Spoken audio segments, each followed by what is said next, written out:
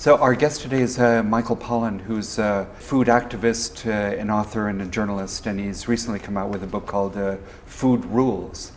And thank you very much for being with us. Sure, Tim. Good to be here. First question, Catherine Gilmore from Seattle, Washington asks, your maxim, eat food, less of it, mostly plants, seems to have so much momentum at present, and rightly so.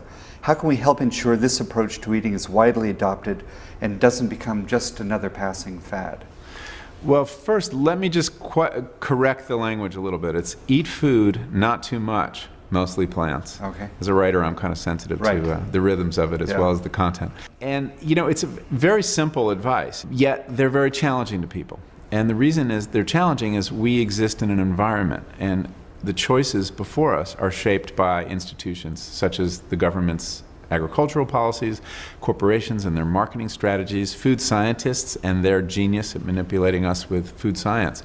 So doing something as simple as eating real food has become challenging. And what I'm trying to do in Food Rules is kind of cut through the complexity of both the marketing and the science to just point out, look, this is food and this is what I call an edible food-like substance.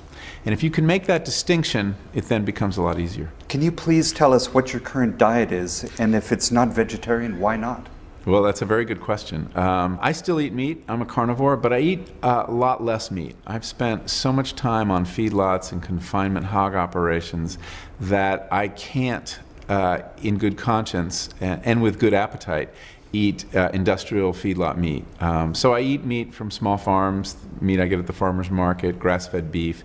And when you eat meat that way, it's a little harder to find and it costs more money. So with the result that you don't end up eating meat every day. To reduce your meat consumption by 20% is the equivalent of trading in your gas-guzzling sedan for a Prius.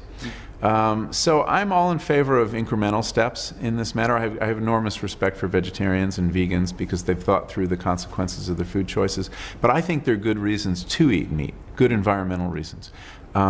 What we need is a more diversified agriculture, and when agriculture really is working, you have animals on farms as well as plants. And we're not going to keep animals on farms unless we're eating them. So I do believe if you've got a good diversified farm system, there are ways to eat meat that are good for you and good for the environment. It's kind of a follow-up question.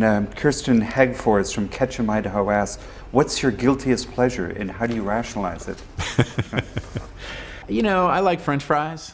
And I probably shouldn't eat them very often. And I actually came up with a rule to help me with that, which is eat all the junk food you want as long as you cook it yourself. People made fried chicken when they were entertaining. It wasn't an everyday food.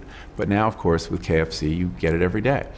So I think that guilty pleasures are great. And in fact, we shouldn't even feel guilty about them. But I think that if we're willing to put our own labor into securing them for ourselves, we'll have them, you know, on special occasions, which is fine. Can small changes in American shopping and eating patterns make a difference collectively? Without question. Look, you get to vote with your fork 3 times a day. That's a lot more votes than you have in any other realm of life. And we have already seen that getting that vote right, even once a day, makes a difference. And how do we know this? Well, we see the rise of these alternative markets. We see the rise of farmers markets, which are thriving. We see the rise of organic, which has been rising about 20%, increasing sales about 20% a year for 20 years. This is not the result of any kind of government programs or any kind of special incentives. That's just consumers voting with their forks, connecting with farmers who are offering a better product.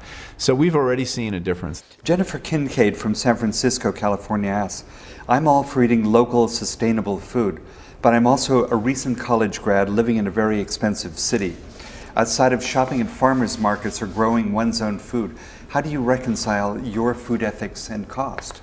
There is no question that to eat healthy and to eat with some sense of environmental responsibility costs more than to eat badly. I mean, the price of fast food is astounding, you know, how cheap it is. But you can break out of the fast food culture even on a budget if you're willing to put, if not, you know, put a little more time into your eating. It also might mean cooking 3 dinners on a Sunday and putting them in the freezer. I mean, things like that. And there is one key, though, to doing this. One word: beans. Beans.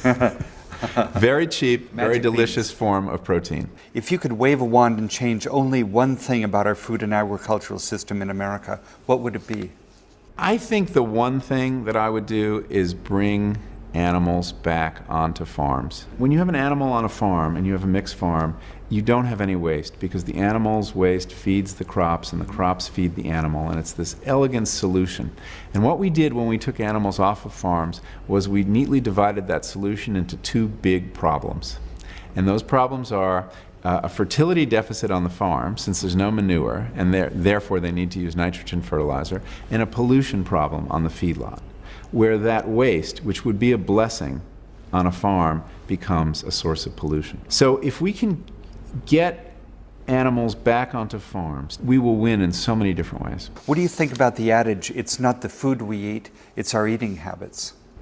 Well, I think he's onto something. You know, we've all heard about the French paradox, this population that can eat all this, you know, supposedly lethal saturated fat and lots of wine and, you know, foie gras and very, very rich foods, but nevertheless is somewhat healthier than we are. We think an intense food experience is getting stuffed. They think an intense food experience is having a little bit of something truly delicious. So it may well be that what we eat doesn't matter as much as how we eat it. Are we eating alone? Are we eating at tables with other people? Are we snacking? Are we eating, real meals? All these things may turn out to matter a lot to our health. The French don't stress over food. And one of the things I hope with this book is to help people relax a little bit about food, and that it's not so complex, as long as you're eating real food.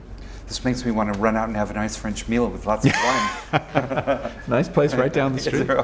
Well, Michael, that's fascinating. Thank you very much. Well, thank you, Tim. No, it's great.